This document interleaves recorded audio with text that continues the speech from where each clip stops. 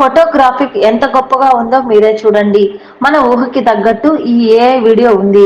మహాకుంభమేళాలో ఉన్నతమైన వ్యక్తులు అమరులైన వీరంతా పవిత్ర స్నానాలు ఆచరించినట్లయితే ఎలా ఉంటుందో ఆలోచించండి.